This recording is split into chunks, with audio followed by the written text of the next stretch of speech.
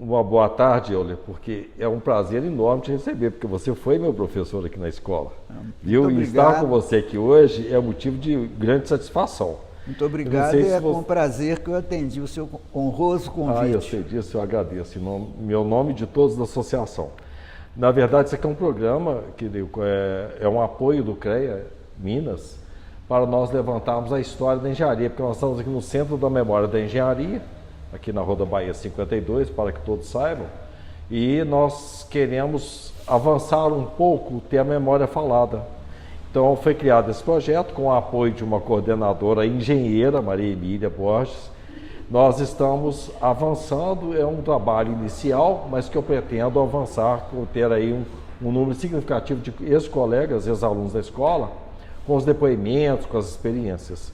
Então eu vou começar com você, Euler, para você nos falar um pouco desse jovem, se é Belo Horizontino ou se você veio de fora. Eu tenho algumas referências históricas da sua família, pela proximidade com a minha família, mesma rua e tudo mais, coincidentemente, mas eu gostaria de saber se você veio para Belo Horizonte ou se você é um cidadão belo-horizontino e a família também.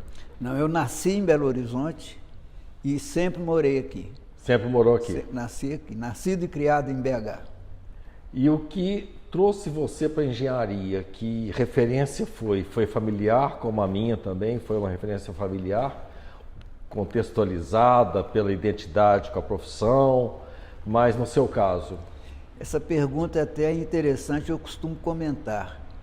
Desde menino, eu cismei que eu queria ser engenheiro, mas, no entanto, não havia nenhuma relação de amizade entre meus pais e engenheiros.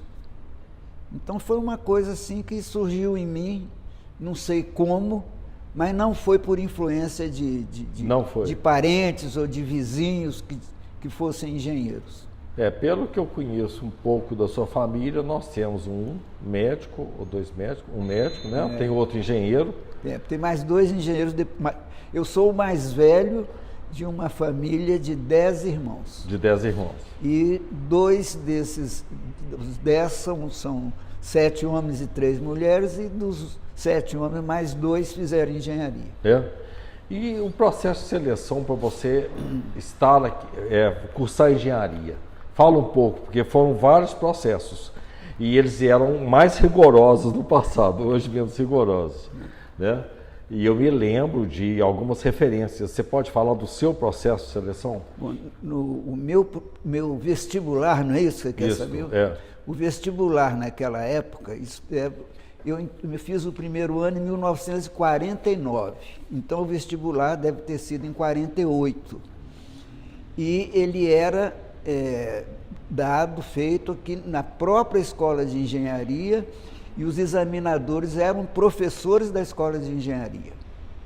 Eu acredito que até nas demais faculdades fosse adotado o mesmo critério. E o nível de rigor dele, apuração, competitividade, você tem alguma coisa? A gente começava a tremer, né, quando entrava na sala, porque a gente queria ser engenheiro. E a gente se deparava com aquela banca, não só de engenheiros, mas de engenheiros experientes, competentes e professores de engenharia, né? E a questão institucional aqui, eu me lembro que ainda quando eu estudei engenharia, eu iniciei em 74, os professores todos eram trajados com ternos, coletes, bem rigorosos. Lá no seu tempo, com certeza, era o mesmo protocolo social, a mesma etiqueta social. Como é que é esse rigor institucional? Bom, realmente, os professores eram todos de paletó e gravata, né? Ninguém de chinelo havaiana, todos de paletó e gravata. E eu me tornei professor muito cedo, porque quando eu estava cursando o primeiro ano, em 1949, a escola ainda não era federalizada, era Escola de Engenharia da Universidade de Minas Gerais. Mas já no ano seguinte ela foi federalizada, ou começou a ser praticada já como federalizada, e foi criado o cargo de monitor, também chamado de professor-aluno. Era um aluno convidado pelo catedrático para ser o monitor da cadeira dele. Aliás, eu falei catedrático. No meu tempo, a gente não usava o termo disciplina. Nós tínhamos as cátedras com a duração de 1 ano letivo, e elas eram dirigidas pelo catedrático, que era um professor renomado, que obteve esse cargo por um concurso de âmbito nacional. Então, por exemplo, tinha uma vaga para professor de estruturas, aí era feito um concurso, quer dizer, se o catedrático, né, tivesse aposentado, não dava mais aula, o concurso, então, para catedrático era uma banca feita por professores renomados que vinham de outros estados. Certo. Então, no meu tempo, repetindo, eram cátedras com duração de 1 ano e todas regidas por um catedrático. O catedrático convidava seus professores assistentes, não havia concurso para professor assistente, era o catedrático que convidava. Convidava os monitores e convidava os assistentes. Eu, já no 2º ano, fui convidado pelo professor Cristóvão dos Santos, que era catedrático de geometria analítica, para ser o seu monitor. E quando eu me formei, o professor Cristóvão me convidou para professor assistente. Em que área da engenharia? Qual a disciplina, o conteúdo? Geometria analítica. Geometria analítica. Desculpe. Geometria analítica. O catedrático era o professor Cristóvão Colombo dos Santos. Eu vou inverter um pouco aqui, eu gostaria de saber de você, Euler. Depois eu volto nos assuntos mais triviais, mais comuns. Mas aí você traçou uma trajetória na geotecnia, é isso mesmo? Isso. E a partir de quê? De uma demanda, de uma não demanda, isso aconteceu a partir de você? Isso também foi uma coisa assim que não tem assim, muita explicação. Havia uma cátedra no 5º ano, chamava Pontes, Grandes Estruturas e Noções de Mecânica dos Solos. Mas o catedrático nunca deu uma aula, nunca falou a palavra mecânica dos solos. Mecânica dos solos. Ele era um especialista, um excelente engenheiro politécnico, sabia calcular estruturas, projetar usinas, era realmente um excelente engenheiro politécnico. Mas não tomou conhecimento do surgimento desse novo ramo da engenharia que prosperava já na Europa e nos Estados Unidos. Esse catedrático não tomou conhecimento. Assim, eu formei em engenharia civil aqui nessa nossa escola, sem ter tido uma única aula de mecânica dos solos. Entretanto, quando eu estava no 4º para o 5º ano, eu assisti a uma palestra sobre mecânica dos solos na Sociedade Mineira de Engenheiros, proferida por um professor, por um engenheiro de São Paulo. Foi assim que eu tive conhecimento da existência de uma nova área da mecânica dos solos, que era da nova área da engenharia civil, que era a mecânica dos solos, e cujo ensino ainda não era obrigatório nos cursos de engenharia. Mas já em São Paulo e no Rio de Janeiro, as faculdades de engenharia já tinham essa matéria sendo ensinada em caráter opcional. Opcional. Então eu soube da existência da mecânica dos solos nessa palestra que eu assisti. E fiquei entusiasmado e resolvi me especializar nisso. Gostei da área, achei que era uma coisa nova, não tinha ninguém em Belo Horizonte que conhecia o assunto, né? E eu estava prestes a me formar. Eu procurei me inteirar, soube que o IPT de São Paulo tinha uma seção de solos e fundações, que era dirigida pelo professor Milton Vargas. Rio de Janeiro, já na escola tinha o Mário Brande Pereira, que já era o professor de mecânica dos solos, mas todos cursos opcionais. Então, tendo decidido me especializar, eu solicitei uma bolsa de estudos ao Conselho Nacional de Pesquisas. E essa bolsa demorou um pouco a sair. Eu já estava formado, já tinha 2 anos, quando saiu a bolsa. Mas então, quando eu formei, fui convidado para professor assistente de geometria analítica, e quando me formei, já querendo me especializar em mecânica dos solos, procurei saber como eu poderia, como engenheiro, trabalhar nessa área em Belo Horizonte. E fiquei sabendo que talvez o único lugar fosse um laboratório de solos que o DER, Departamento Estadual de Estrada de Rodagem, tinha. O DER tinha uma seção de solos. Era um laboratório bem elementar, fazia só os ensaios mais simples, suficientes, porque eles já eram aplicados em pavimentos de estradas, de rodovias.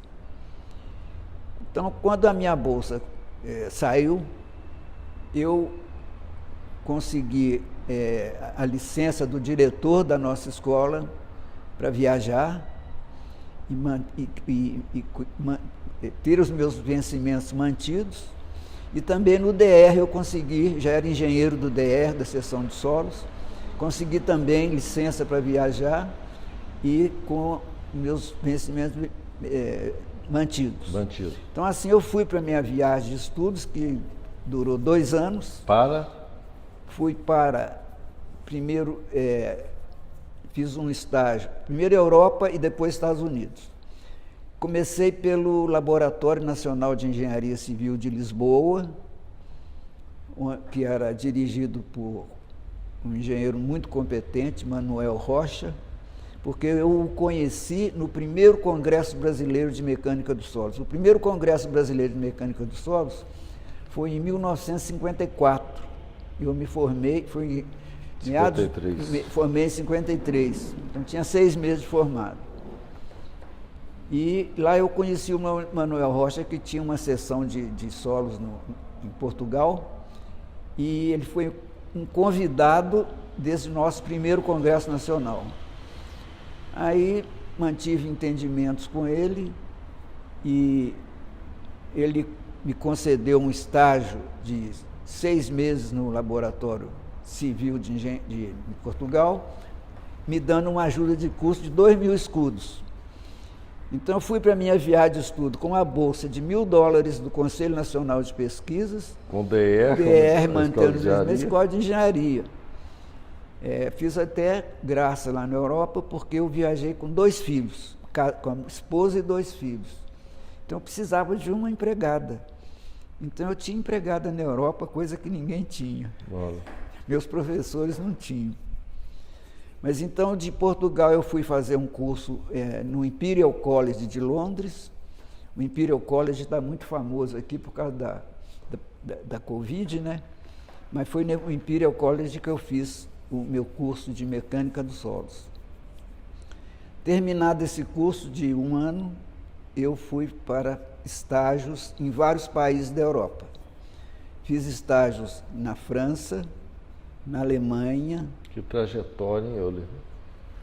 Surpreendente. Para a França, Alemanha, Holanda. Holanda estava muito avançada em mecânica dos solos, porque eles têm aqueles problemas de diques, de contenção das águas do mar e tudo mais, né? Depois que toda essa viagem minha foi toda agendada, né, para estudar no Imperial College. Nós éramos 12 alunos, todos estrangeiros, e tinha mais um do Brasil, que é o José Machado. Ele era assistente do Milton Vargas, do IPT, que eu já citei aqui agora mesmo. O José Machado foi também, desses 12 era eu, Zé Machado e outros, Estados Unidos, tinha um de Israel, tinha um da África. E depois, então, desse curso, sempre agendado, fiz o estágio na França, em Paris, no Bureau de Pont-Chaussée, fiz na Alemanha, enfim, e depois da Europa fui para os Estados Unidos e fiz um estágio lá em Harvard e no Massachusetts.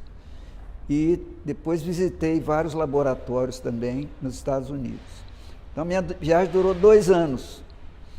E eu cheguei aqui bastante atualizado, né, com a mecânica dos solos. Procurei o diretor da escola, um excelente diretor que essa escola teve, professor Mário Werneck de Alencar Lima. Sim. E conversei com ele que, como assistente de geometria analítica, eu propunha que fosse transferido da geometria analítica para a cadeira de pontes e grandes estruturas para ensinar a mecânica dos solos. O professor Mário Werneck concordou plenamente, chamou o professor, o catedrático dessa cadeira, mas ele não quis aceitar a mecânica dos solos na cadeira dele. Ele não se preocupava em considerar essa área nova da engenharia que estava surgindo e já muito desenvolvida nos países mais adiantados. Mas o professor da cadeira de estradas, o professor Roberto Carneiro, conheci muito, né? Como em rodovias já se aplicava algum conhecimento de solos, o professor Roberto Carneiro me aceitou de braços abertos. Aí eu fui dar um curso, os primeiros anos opcionais, mas com a frequência de 100% dos alunos do 5º ano, esse curso de mecânica dos solos. É tão curioso que o departamento hoje chama-se Engenharia, Transportes e Geotecnia. E eu nunca entendi claramente por que eles são juntos, esses dois assuntos. E agora você trouxe isso aqui e esclareceu, porque o Roberto Carneiro é da área de transportes. Exato. E ele criou essa disciplina lá e permanece até hoje como nome. Permanece até hoje, o que eu considero um certo atraso ainda da nossa escola, porque toda escola que se preza tem um departamento de geotecnia. Isso é muito importante. Tem um departamento de estradas e tem um departamento de geotecnia. E aqui ficou esse aleijão. Sim, eu concordo com você. Entendeu? Então, são duas áreas que podem ser separadas, criar um departamento específico, né? Uma bela hora deve ser separado. Sim. Essa questão dos colegas aqui, você pode falar um pouco dos seus colegas de turma? Nós temos um grande amigo, né? Que é o nosso querido GDO, Geraldo Dirceu de Oliveira, que foi seu contemporâneo também de exército. Como é que isso interferiu ou não interferiu na sua formação profissional? Porque você entrou em 49, saiu em 53, não interferiu. Não, né? Porque nós fizemos CPOR, né? Curso de Preparação de Oficiais da Reserva. E esse curso era especial para universitários.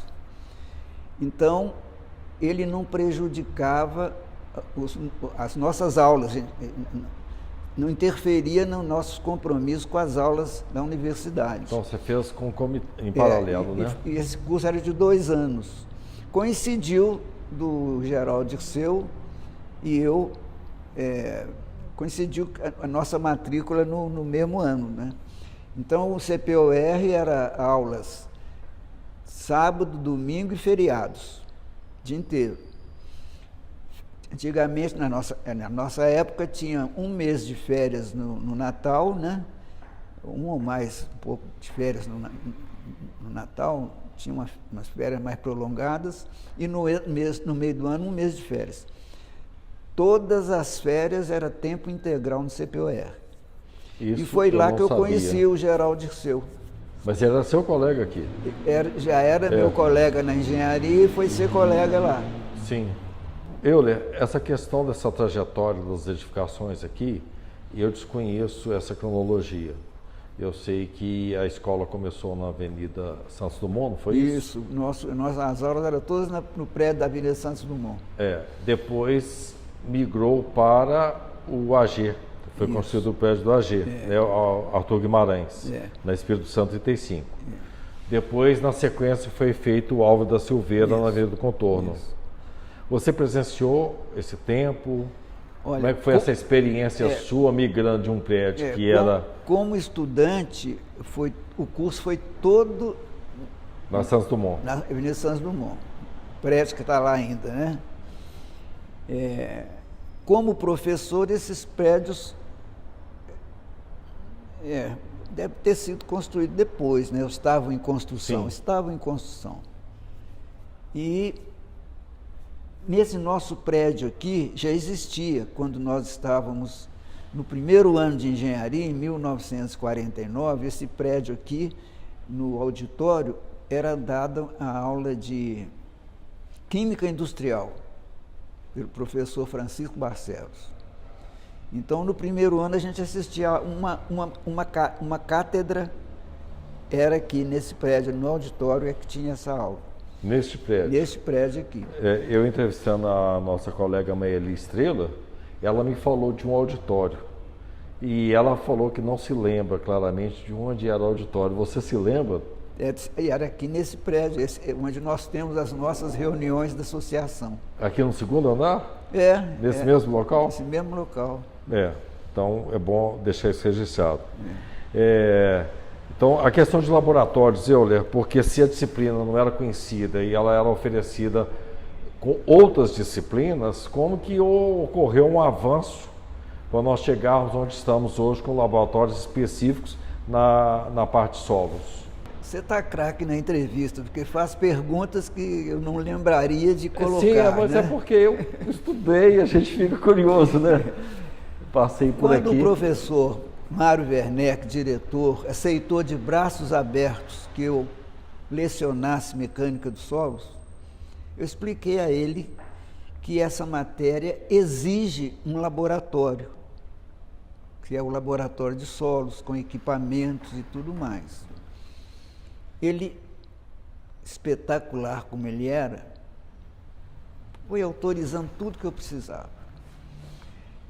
Aqui nesse prédio, esse prédio aqui mais à direita na rua Guaicurus, o de materiais, um prédio de 2 andares, ele me cedeu o segundo andar todo do meu laboratório, o professor Mário Werneck. E falou que eu podia comprar o que fosse necessário. Me autorizou uma viagem, eu teria que comprar esses equipamentos ou no Rio ou São Paulo. Ele me autorizou essas viagens para identificar os fornecedores, verificar os preços, fazer o relatório para ele. Ele autorizou todas as compras e eu montei o primeiro laboratório aqui nesse prédio da rua Guaicurus. No prédio de materiais de construção? Um prédio de 2 pavimentos. Eu sei. Tem um prédio de 2 pavimentos aqui vizinho, que é o de materiais de construção, e o outro de hidráulica. Parece que na época ele estava meio ocioso no segundo andar, ou tinha qualquer coisa que, tipo depósito de alguma coisa, e ele me cedeu essa área e lá foi feito o laboratório. Posteriormente, o laboratório mudou aqui para o Álvaro da Silveira, né? O Álvaro da Silveira, com espaço muito maior, né? E nós adquirimos novos equipamentos mais modernos, etc. Muito bom. E colegas, você tem aí referências de colegas que também entraram, alguns deles atuaram nessa área de solos ou não? Eu tinha um colega, João Batista de Carvalho Mendes, que, por sinal, casou-se com a filha do professor Cristóvão Colombo dos Santos, que era o professor de geometria analítica. Ele já faleceu. Eu o convidei, quando eu já tinha sido promovido a chefe da seção de solos do DER, logo que eu voltei da minha viagem de estudos, e o João Batista estava meio disponível, eu convidei para ele trabalhar comigo, ele foi. Depois eu trouxe para assistente meu aqui na escola de engenharia, então ele foi um colega que se especializou também na mecânica dos solos. Teve um colega meu, Lincoln Queiroz, que também fez um curso em Harvard, mas ele foi para São Paulo, ou Rio, não sei, talvez São Paulo, trabalhar numa grande empresa de consultoria, e a gente não teve muita notícia dele, não. Não sei se ele permaneceu como um geotécnico, ou se ele passou a diretor de uma empresa muito grande, e não tem notícia dele.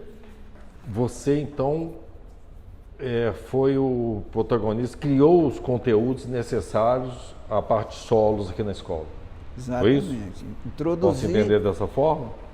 Nós temos... Introduziu o ensino da mecânica dos solos na nossa escola, né? A geologia já existia na época? Geologia já existia. Porque hoje é mecânica dos solos também e a geotecnia. Isso. Você introduziu a mecânica dos conteúdos? Quais conteúdos que você introduziu? Não, vamos dizer, o título geral é mecânica dos solos.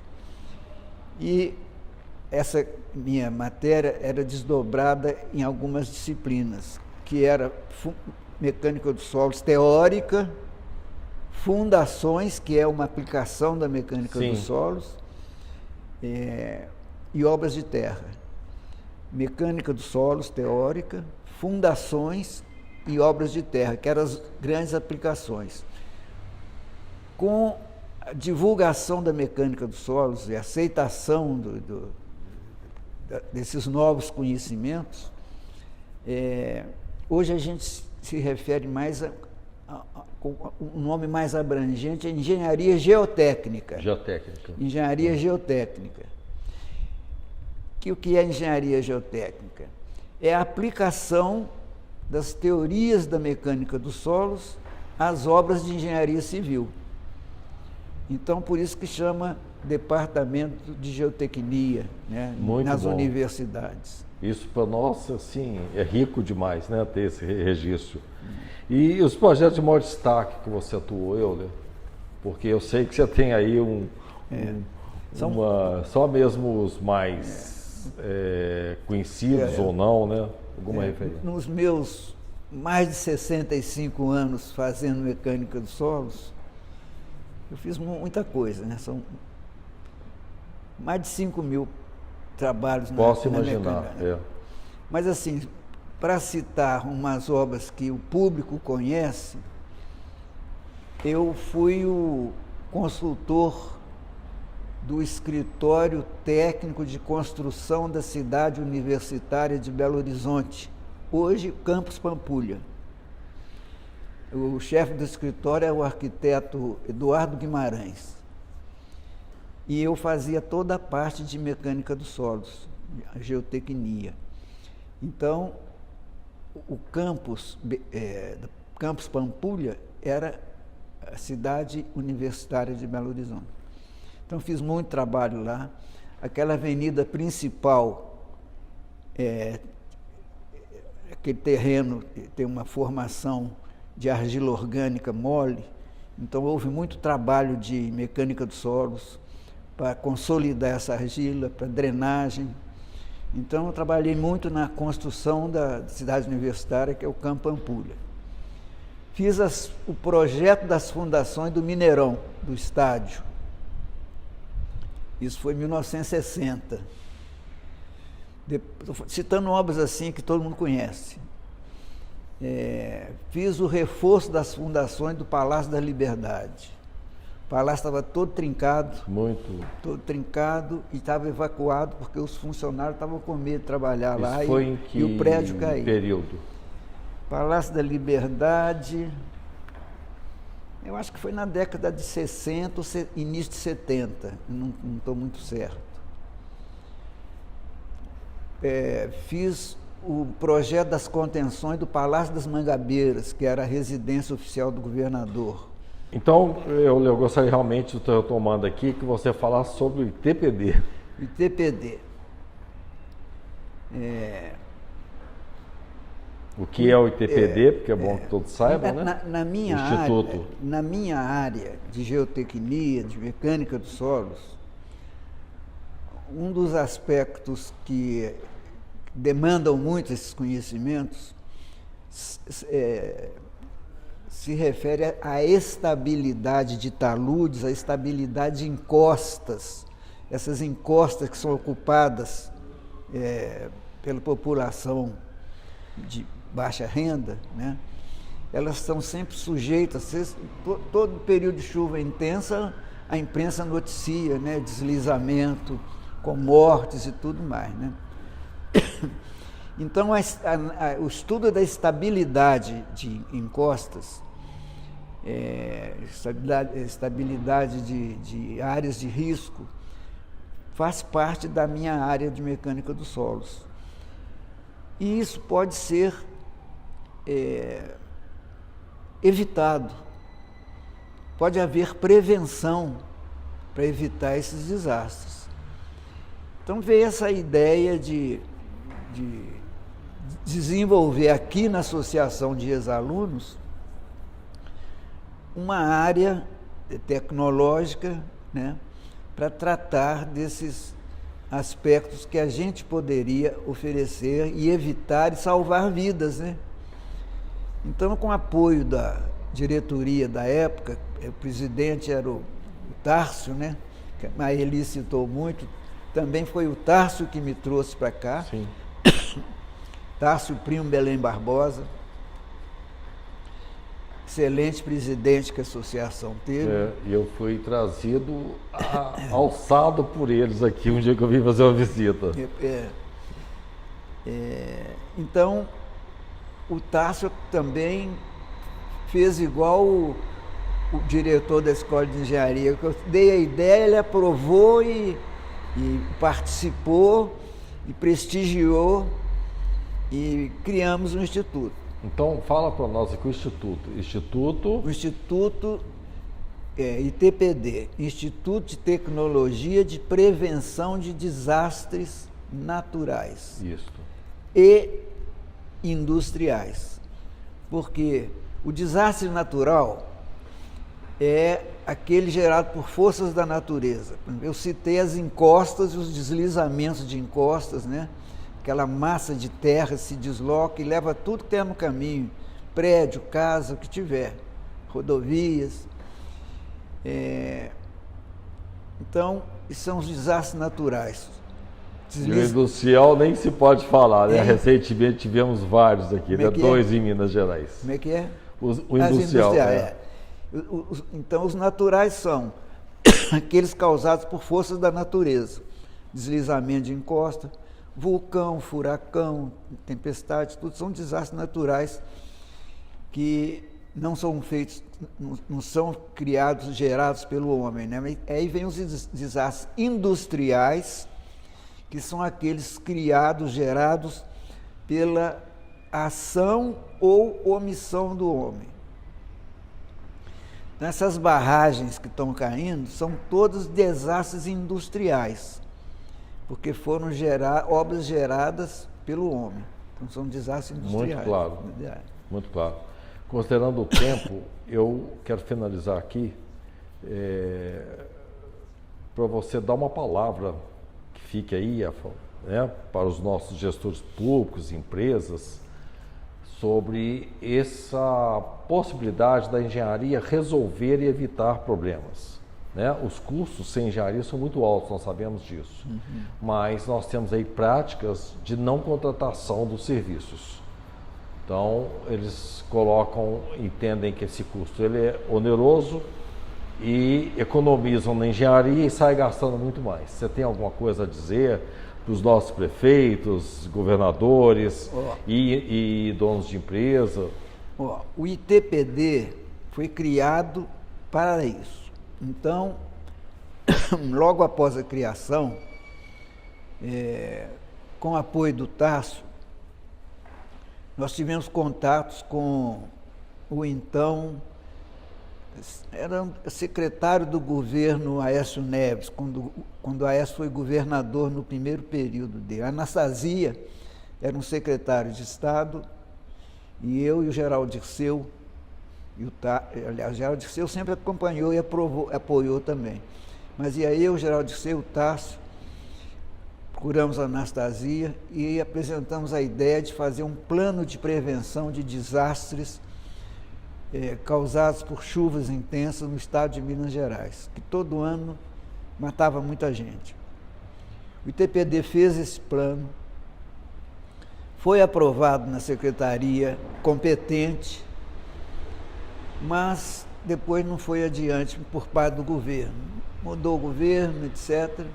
Infelizmente, não foi adiante, mas o ITPD possui esse projeto e se vier um governador ou alguns prefeitos, né, que tem uma visão mais larga, né, é porque talvez o que prejudique isso é o comando político generalizado que nós brasileiros, né, infelizmente, somos vítimas dessa qualidade dos políticos brasileiros, né? E uma vez eu ouvi de um deles: prevenção de desastre não dá voto. Isso aí nós sabemos. São despreparados. E só para fechar a nossa conversa, Euler, eu tenho me empenhado, já até adiantei aqui hoje numa entrevista anterior, nessa questão de nós trabalharmos esse nível de informação para prefeitos. Eu vou aos municípios, dou palestras, informo, mas eu posso adiantar, são muitos os profissionais, eles não acreditam, o executivo é despreparado. Empresas, setor privado, às vezes não contrata, são os que mais contratam, mas às vezes eles não entendem realmente o que é uma contratação de profissional de solos. Então tenta pular a etapa e isso é desconhecido. Bom, eu tenho muito aqui te agradecer pela sua presença aqui, porque essa gravação ela vai ser muito útil para uma possível edição de um livro nosso em meio físico e digital. Então eu estou realizado, porque eu tive essa ideia de escutá-los. Isso já desde que eu entrei aqui para a associação, eu gostaria de escutar. E o maior, quem sempre me estimulou foi o Geraldo Dirceu.